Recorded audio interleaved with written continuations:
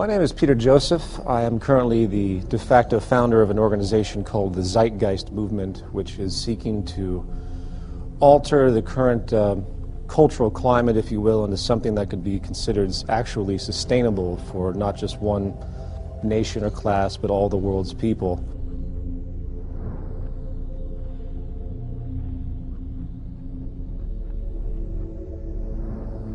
We live in a paradigm now where we have society operating on the idea that we can grow infinitely. Therefore, we keep buying and consuming regardless of how many resources we have. This creates a collision course with nature, which the world is figuring out right about now on many levels, that the Earth is essentially a closed system. It took billions of years to create the minerals we have. It took many, many hundreds of millions of years to create the fossil fuels which govern everything we have. And amazingly enough, we've created this system where we're using all of our resources to create the economic growth required to sustain employment and everything else.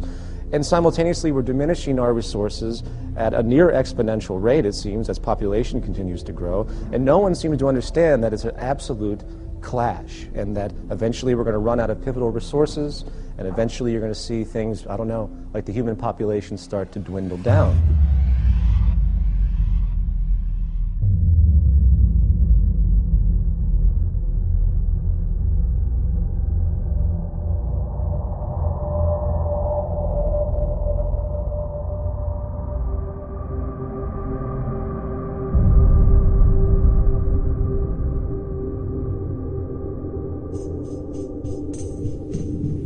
My name is John Fresco, and I'm going to present the concept of the Venus Project.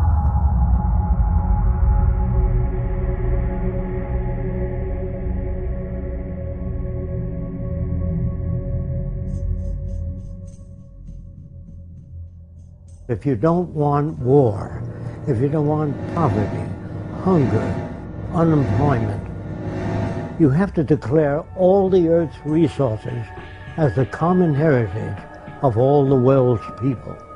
All the artificial boundaries have to be removed so that people can travel anywhere. It has to be a global society. There are many people that feel, well, let's develop each country. You can't do that, because if the Russians do experiments with nuclear materials and the Chinese, that air goes all over the world. So it's very hard to work independently. So I would say, if you want these things, you have to change the way your society operates.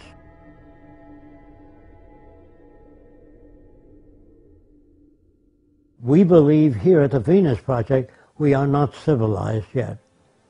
As long as you have armies, navies, prisons, police, we are not civilized. No nation is civilized. Being civilized is an ongoing process.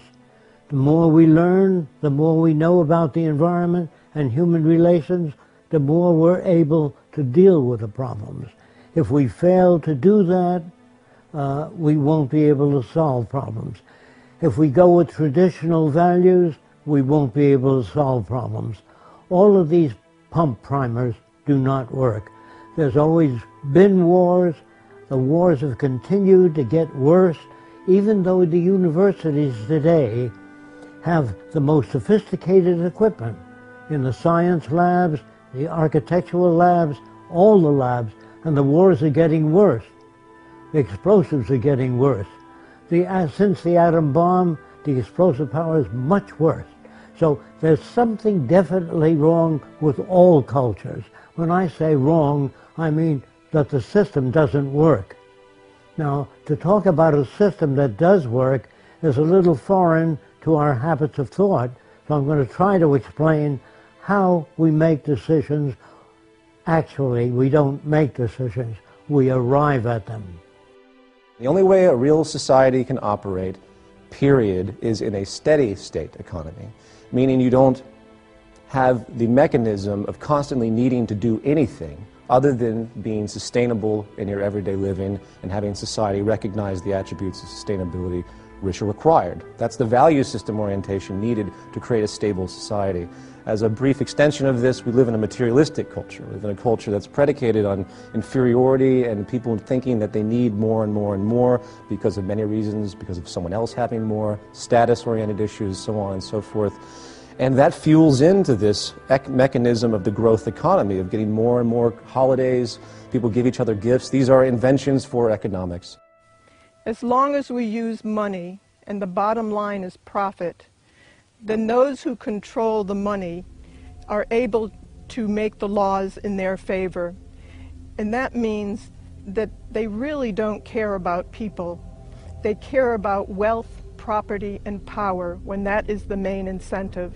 So when we use a monetary system, there is no justice within this system. There's no making this system equitable. What we need is an entirely new system that we call a resource-based economy.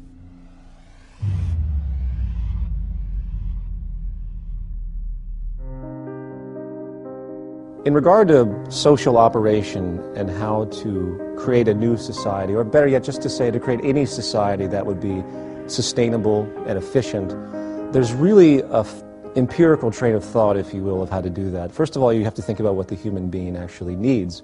We require resources at the bare minimum. We require food, water, etc., as we all know. Therefore, resources become the most paramount subject. Resources, in fact, should be the foundation of any economic structure. So what do? If you consider that the Earth is a closed, finite system? First thing you have to do is do a survey of the Earth's resources and the carrying capacity of the environment. If you produce a population far in excess of the carrying capacity of the environment, you're going to have trouble. You're going to have malnutrition and all the problems that go with it. So first we have to find out what can each successive environment carry and maintain a population in accordance with the carrying capacity of the Earth, not what I like or somebody else likes or some politician's notions. It has to be based upon the carrying capacity of the Earth. To organize a structure based on the intelligent management of the Earth's resources, you start from essentially the base level of where is everything. So you look at the planet and you say, okay, we have iron ore here, we have petroleum deposits here. If we were using petroleum at that point in time. In the future, hopefully will not be because it's damaging. We have places for great wind energy here. You get the point. We can assess the entire environment of what we currently use based on our technological facilities at that point, and we start to create a structure of analysis, maintenance, and management, and basically monitor and understand what we have. Then we can design the parameters for the new society. Without a survey, we couldn't do that. Survey means physical disabilities, all the known diseases. That tells us how many hospitals we have to build. Of course, the survey would include available materials. Otherwise, if you just sit down, turn out a hospital or turn out a social plan, not based on what you have, not based on what Fresco believes, only statistical evidence.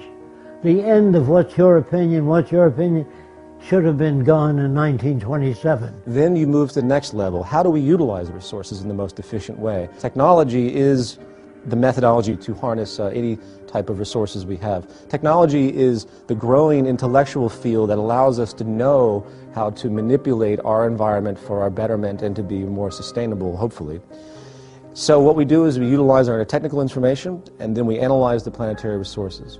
Then we build from the ground up an entire infrastructure, not based on the whims of any type of ideology, capitalist, socialist, fascist, whatever, what have you, communist. You do it based explicitly on the most efficient means to do it with the most peak efficiency possible based on the technology available at the time, the intellectual resource of the time. You have peak efficiency and sustainability as your goal.